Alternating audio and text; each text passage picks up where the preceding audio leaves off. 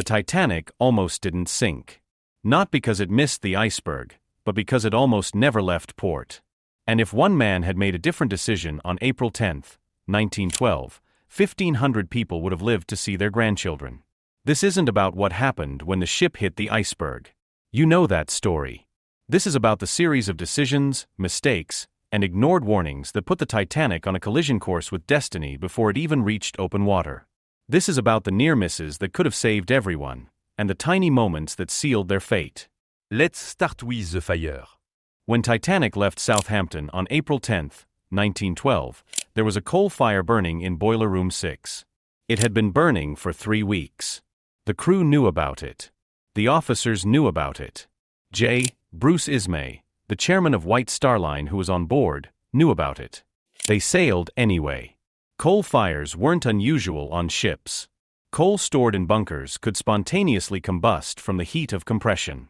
Standard procedure was to dig out the burning coal, shovel it into the furnaces, and work your way to the source. But this fire was big, reportedly involving over 1,000 tons of coal, and it was right next to the hull in the exact spot where the iceberg would later hit. Fireman John Dilley later testified that the fire had warped the steel bulkhead, weakening it. Some researchers believe this compromised hull strength contributed to how easily the iceberg tore through. Others argue the fire was contained and irrelevant. We'll never know for sure. But here's what we do know: they could have delayed the voyage, put out the fire properly, and inspected the damage. They didn't. White Star Line had already postponed Titanic's maiden voyage, once due to repairs on her sister ship Olympic. They couldn't afford another delay. That's decision number one that put those people in danger. Now let's talk about the binoculars. Frederick Fleet was the lookout who eventually spotted the iceberg. He saw it with his naked eyes at 11:40 p.m., giving the ship just 37 seconds to react before impact. He testified later that with binoculars, he could have seen it sooner, maybe in time to avoid it completely. So where were the binoculars? Locked in a cabinet. And the key was in Southampton, in the pocket of a man who wasn't even on the ship. David Blair was second officer during Titanic's sea trials and the journey from Belfast to Southampton. When the crew was reshuffled at the last minute, Blair was bumped off the ship to make room for Henry Wilde, who was brought in as chief officer. This bumping caused a domino effect, with everyone moving down one rank. Charles Lightoller went from first officer to second. William Murdoch went from chief officer to first. Blair was understandably upset. When he left the ship, he accidentally took the key to the locker containing the binoculars for the crow's nest. He realized his mistake later and actually sent a postcard apologizing, but by then Titanic was already at sea. The lookouts spent the entire voyage scanning for danger with nothing but their eyes. Fleet survived the sinking. In 1965, 53 years later, he testified at an inquiry that binoculars could have saved the ship. Shortly after that testimony, at age 76, he hanged himself. The weight of that night never left him. But even without binoculars, they had warnings. So many warnings. On April 14 alone, Titanic received 6 ice warnings from other ships. 6. The first came in at 9 a.m. from the Coronia, reporting ice ahead. Then the Baltic, the America, the Californian throughout the day. Each one saying the same thing: massive ice field directly in your path. Captain Edward Smith acknowledged some of these warnings. He showed one to Bruce Ismay, who pocketed it for several hours before giving it back. But here's the critical part: the warnings were never plotted on a chart in a way that showed the full picture. If they had been, it would have been obvious that Titanic was steaming at full speed directly into a known ice field that stretched 78 miles across their route. The final warning came at 10:30 p.m. from the Californian, the ship that would later watch Titanic sink from just a few miles away. The Californian's radio operator, Cyril Evans, tried to warn Titanic they were stopped and surrounded by ice. Jack Phillips, Titanic's radio operator, cut him off. He was busy transmitting passenger messages, backlogged because the radio had broken down the day before. He replied, shut up, I'm busy." Evans, annoyed, turned off his radio and went to bed. It was 11:30 p.m. 10 minutes later, Titanic hit the iceberg. When they started firing distress rockets, the Californian's radio was off. They saw the rockets, but without radio confirmation, they didn't understand what they were seeing until it was too late. If Evans had stayed on the radio for 10 more minutes, or if Phillips hadn't been so dismissive, the Californian could have responded. They were close enough to reach Titanic before she sank. Everyone could have been saved. But let's go back to the speed. Why was Titanic going so fast? She was traveling at 22.5 knots through an area they knew had ice. Captain Smith had been sailing the North Atlantic for decades. He knew that April was ice season. He'd received multiple warnings that day. So why didn't he slow down? Because nobody did. It was standard practice. Ships regularly maintained speed through ice fields because slowing down cost time and money. The thinking was that lookouts would spot ice in time to avoid it. That had always worked before. Except on a moonless night with calm seas, ice is almost invisible. No waves breaking against it, no light reflecting off it, just a black shape against black water. Bruce Ismay later denied pressuring Smith to maintain speed, but several passengers testified that Ismay had discussed Titanic arriving in New York ahead of schedule, maybe even beating Olympics maiden voyage time. Whether that influenced Smith or not, we don't know. What we know is that slowing down could have prevented the collision entirely, or at least reduced the impact enough that the ship survived. Then there's the turn itself. First Officer William Murdoch was on the bridge when Fleet called down that there was an iceberg ahead.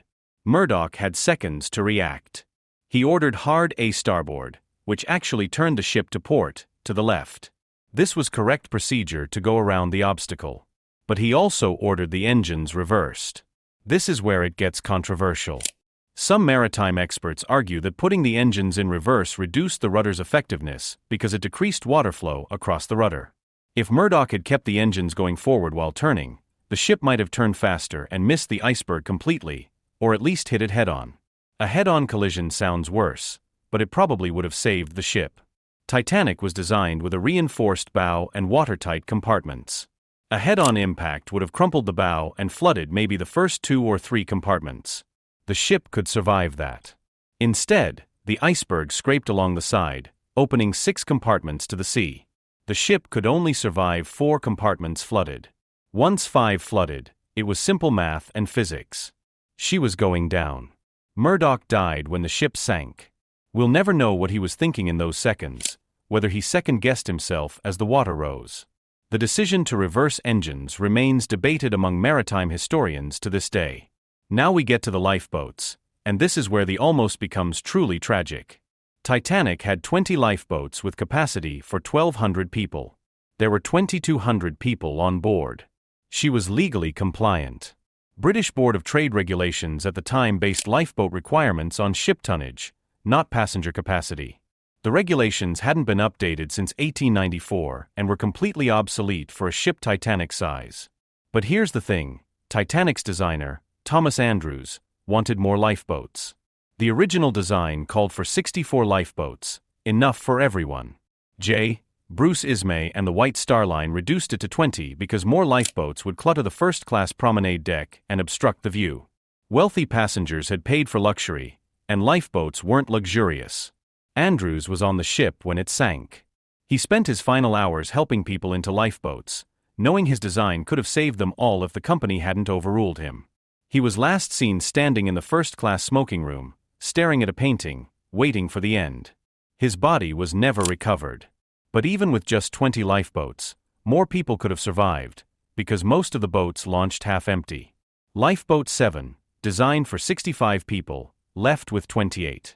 Lifeboat 1, capacity 40, left with 12. Lifeboat 6 left with only 23 people in a boat built for 65. Why? Panic, confusion, and a belief the ship was unsinkable. Many passengers didn't want to leave. Titanic seemed safer than a small lifeboat on the freezing Atlantic. Officers loading the boats interpreted women and children first, differently. Some allowed men if no women were nearby. Others enforced it strictly, leading to boats leaving partially filled rather than loading available men. Second Officer Charles Lightoller, who survived, later testified he didn't know the lifeboats had been tested to hold more weight than their rated capacity. He was loading them conservatively, fearing they'd buckle. If he'd known they were stronger, he would have filled them more. The last lifeboat, Collapsible D, left at 2:05 a.m. Titanic sank at 2h20 du matin. 15 minutes when over 1,500 people were still on board with no way off. Some jumped and tried to swim. To boats. Most died of hypothermia within 15 minutes in the 28-degree water. A few boats went back to pick up survivors. Most didn't, fearing they'd be swamped by desperate people. Only 13 people were pulled from the water alive. 13 out of over 1,500. The boats had room. They just didn't go back. So let's add it up. If the fire had been properly extinguished and the hull inspected, if David Blair hadn't taken the binoculars key, if the ice warnings had been properly plotted and heeded, if they'd slowed down or stopped in the ice field, if the radio operator had listened to that final warning, if the engines hadn't been reversed during the turn, if the ship had been designed with enough lifeboats, if those lifeboats had been properly filled, if more boats had gone back for survivors. Change any one of those things, and hundreds more people live. Change several, and maybe everyone survives. Change them all, and Titanic becomes a footnote, just another ship that had a close call with an iceberg and arrived in New York a day late with a story to tell. Instead, 1,517 people died in the freezing North Atlantic because of a cascade of small decisions that individually seemed reasonable but together created catastrophe. The inquiries that followed led to major changes.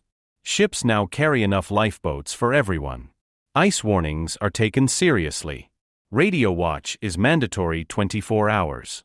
The International Ice Patrol was created to track icebergs. Ships slow down or change course in ice fields. Those regulations were written in blood, bought with the lives of people who drowned or froze because the unsinkable ship sank. But here's what keeps me up at night. All of that was avoidable. Not just theoretically, practically. With decisions people could have made, should have made, almost made. The Titanic almost didn't sink. It almost arrived safely in New York. The passengers almost lived. History almost went a different way. But almost doesn't save lives. Almost doesn't bring back the children who went down with the ship, or the fathers who put their families in lifeboats and stayed behind, or the crew members who kept the lights on and the music playing while the water rose. Almost just makes it worse, because it means it didn't have to happen.